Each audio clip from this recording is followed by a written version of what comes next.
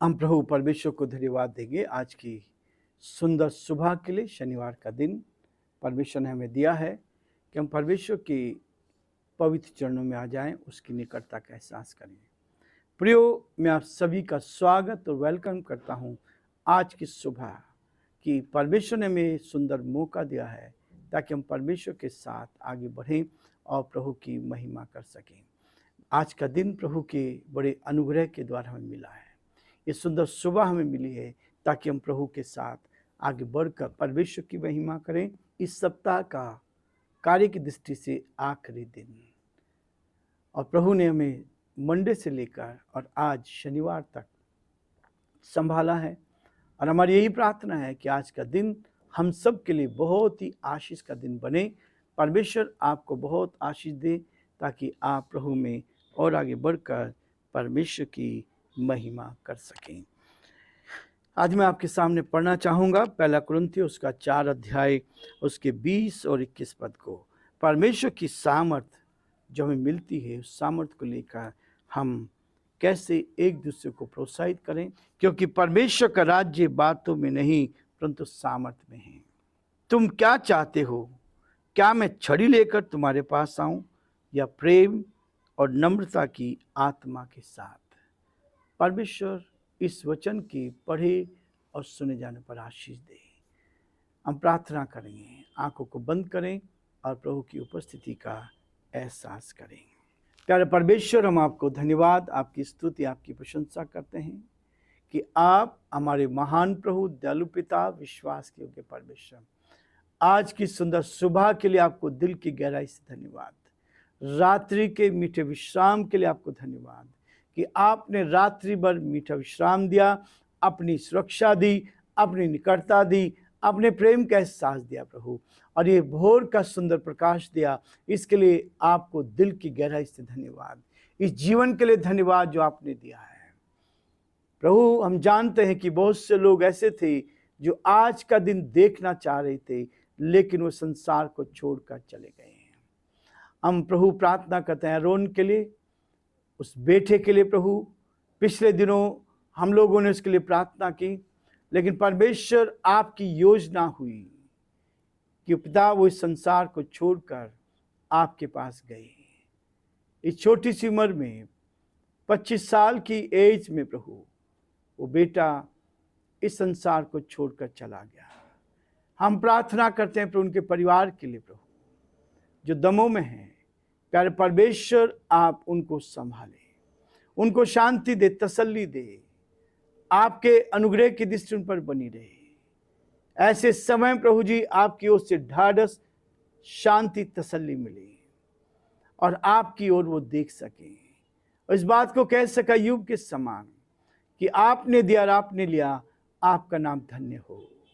कई बार प्रभु हम नहीं समझ पाते, हम लोगों ने प्रार्थनाएं की, हमने आपसे विनती की, लेकिन परमेश्वर आपकी योजना थी कि इतने ही समय तक वो बेटा इस संसार में रहे, और आपने उसको अपने पास बुला। हम प्रार्थना विनती करते हैं, आप परिवार को संभाले, सारे रिश्तेदारों को संभाले, अपनी तसल्ली दे, अपनी शांति दे। हे पिता परमेश्वर, हम भी अपने आप को आपके हाथ में सौंपते हैं। हमें भी अपने दिन गिनने की समझ दे ताकि हम बुद्धिमान हो जाएं। जो समय प्रभु आपने दिया उसको दीनता के साथ, नम्रता के साथ हम आपके साथ व्यतीत कर सकें। बड़े आदर के साथ हमारे सारे भाई बहनों को जो आज हमारे साथ इस YouTube चैनल पर जुड़े हुए हैं, इस आवाज को सुन रहे हैं, यीशु के नाम से हम प्रार्थना करते हैं, आपकी तसल्ली मिले, आपका ढाढ़स मिले, आपकी हिम्मत मिले प्रभु जी, ताकि इन परिवारों पर शांति बनी रहे। और एक एक को नाम बनाम लेके आपके हाथ में सौंपते हैं। प्यारे परमेश्वर, जहां जहां भी आवाज जारी है, इस आवाज को जो सुन रहे हैं प्रभु जी, हम प्रार्थना करते हैं उत्तम से उत्तम आशीष दे, तसल्ली दे, शांति दे, अपनी सुरक्षा का एहसास दे, ताकि हर जन आप में सुरक्षित रहकर आपकी महिमा करें। हम बड़े आदर के साथ, दीनता, नम्रता के साथ हम सभी को आपके हाथ में सौंपते हुए इस विनती को अपने प्रभु, अपने उद्धारकर्ता यीशु मसीह के नाम से मांगते हैं, आमीन। प्रियो, प्रभु का ये वचन जो है हमें ढाढ़स देता है, हिम्मत देता है, ताकत देता है, ताकि हम प्रभु की महिमा कर सकें। परमेश्वर का वचन आशीषों से भरा हुआ है। आज जो प्रभु कहता है, आशीषे या आशीषों का दाता, आशीषे या आशीषों का दाता, जो आशीष देने वाला है।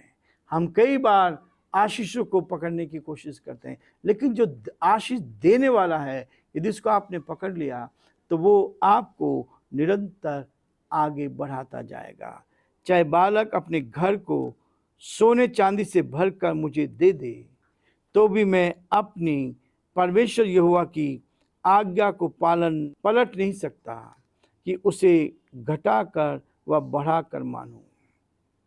परमेश्वर का वचन कहता है, गिनती उसका 22 अध्याय और 18 पद में कहता है, चाहे बालक अपने घर को सोने चांदी से भरकर मुझे दे दे, तो भी मैं अपने परमेश्वर की आज्ञा को पलट नहीं सकता हूँ कि उसे घटाकर व बढ़ाकर बोलूँ।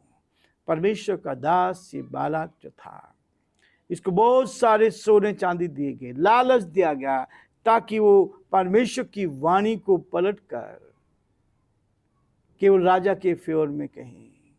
और तब उसने कहा कि चाहे मुझे सोना चांदी से मुझे भर दे, स्वार्थ लालच नहीं आएगा। परमेश्वर हमें इस लालच से बचाना चाहता है। परमेश्वर हमें इस कठिनाई से बचाना। संसार में सबसे बड़ा लालच होता है। आज लोग लालच को देकर गलत काम कराना चाहते हैं और हम बहुत जल्दी लालच में आ जाते हैं।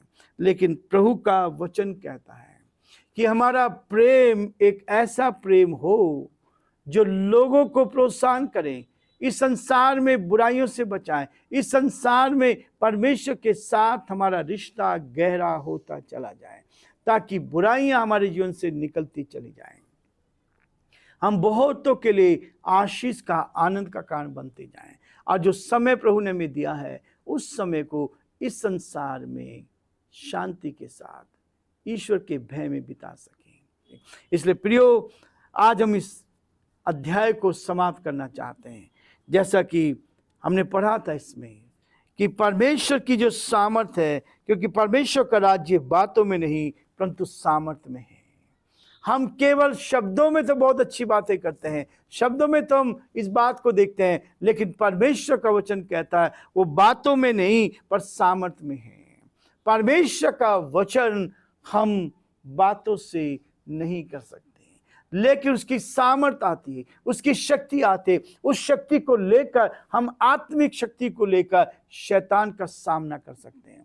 इसलिए प्रियो, पौलुस कहता है कि मुझे अधिकार है आप लोगों के ऊपर, उनके ऊपर जो उनके द्वारा प्रभु में आए थे, उनके ऊपर जो उसके आत्मिक संतान थे, उनके लिए कहता है कि मैं, क्योंकि परमेश्वर का राज्य बातों में नहीं परंतु सामर्थ में है। परमेश्वर की सामर्थ हमें मिलती है, परमेश्वर की शक्ति हमें मिलती है, परमेश्वर अपनी सामर्थ को हमारे अंदर देता है, तब आप इस संसार में जीत का जीवन जी सकते हैं। संसार आपको अपनी ओर लुभाएगा, संसार अपनी ओर आकर्षित करेगा, लेकिन परमेश्वर की सामर्थ हमें मिलेगी। और देखिए पौलुस कहता है 21 पद में, तुम क्या चाहते हो, तुम क्या चाहते हो। इतना अधिकार एक आत्मिक लोगों के ऊपर, अपनी कलीसिया के ऊपर, उस कलीसिया के भाई बहनों के ऊपर इतना अधिकार है। और आज जो आत्मिक कलीसियाएं हैं, वो आत्मिक कलीसियाएं तब बढ़ती है जब हम एक दूसरे को अधिकार देते हैं, एक दूसरे को अधिकार देते हैं। और जब अधिकार होता है तो अधिकार का मतलब बुरा नहीं मानता। जब एक दूसरे से प्यार करते हैं, प्रेम जो है बुरा नहीं मानता। और इसलिए वो कहता है, क्या मैं छड़ी लेकर तुम्हारे पास आऊं। देखिए कितना अधिकार है। पौलुस यहाँ कुरिन्थियुस के कलीसिया के लोगों को कहता है, और इस 4थे अध्याय का एंड इसमें कर रहा है कि क्या मैं छड़ी, आज कौन छड़ी सह सकता है। आज तो कोई किसी को 2 शब्द बोल देते हैं तो बहुत बुरा मान जाते हैं, लेकिन यहाँ आत्मिक व्यक्ति पौलुस इस बात को कहता है, कुरिन्थियुस की कलीसिया को कहता है कि क्या मैं छड़ी लेकर तुम्हारे पास आऊं। क्या तुम चाहते हो, क्या तुम इस बात को मानते हो कि मैं छड़ी लेकर। देखिए सारे बड़े लोग थे जिन्होंने प्रभु को ग्रहण किया। आज जो रिश्ता बना हुआ है पौलुस का और कुरिन्थुस की कलीसिया का रिश्ता ऐसा है कि एक बाप और बेटे का रिश्ता। आत्मिक पिता कह रहा है, क्या तुम चाहते हो कि मैं छड़ी लेकर तुम्हारे पास आऊं? आज तुम किसी के एक शब्द सुनना नहीं चाहते, अपने पास्टर की बात सुनना नहीं चाहते, अपने पास्टर के विरोध में काम करते हैं। हम पास्टर ने कुछ कर दिया तो हम उसको बदनाम करने के लिए क्या नहीं करते हैं, वो अधिकार हम खो देते हैं। पौलुस कहता है, क्या मैं छड़ी लेकर तुम्हारे पास आऊं? और कई बार हम कलीसिया के लोग परमेश्वर के दास के विरोध में काम करने लगते हैं, परमेश्वर के दास के विरोध में जाने लगते हैं, और यही है सबसे खतरनाक चीज। प्रभु कहता है, पौलुस इतना अधिकार रखता है, क्या तुम चाहते हो क्या मैं छड़ी लेकर तुम्हारे पास आऊं या प्रेम और नम्रता की आत्मा के साथ? प्रेम है जो प्रोत्साहन देता है। परमेश्वर का दास कह रहा है, क्या मैं प्रेम और नम्रता की आत्मा के साथ तुम्हारे पास आऊं? लोगों ने सोचा अब कोई नहीं आएगा। बहुत उस समय, उस जमाने में यात्रा करना बहुत कठिन था, बहुत कठिन था। लेकिन यहाँ पत्र लिखकर आत्मा से भरकर उन अपनी संतानों को, जो आत्मिक बच्चे हैं, उनको ये संदेश दे रहा है। और इस अध्याय का अंत करता है कि क्या मैं छड़ी लेकर तुम्हारे पास आऊं? क्या सोचेंगे? कोई 50 साल का होगा, कोई 20 साल का होगा, कोई 70 साल के लोग होंगे। ये सब कलीसिया में सब तरह के लोग थे। उनके लिए कह रहा है, क्या मैं छड़ी लेकर? आज तो छड़ी की बात बहुत दूर है। आज तो लोग सुनना ही नहीं चाहते। परमेश्वर के वचन में जब कड़वाहट बढ़ जाती है, लोग सोचते कि हम बहुत अच्छा काम कर रहे हैं, लेकिन प्रभु के लोग के लिए कड़वाहट आती, जलन आती है, और ये जलन मनुष्य को गिरा देती है। ये जलन जो है मनुष्य को बर्बादी की ओर ले जाती है। और जिसके अंदर जलन होती है वो आत्मिक व्यक्ति कभी नहीं हो सकता है। जो प्रभु के दासों के विरोध में काम करता है वो आत्मिक व्यक्ति कभी नहीं हो सकता है।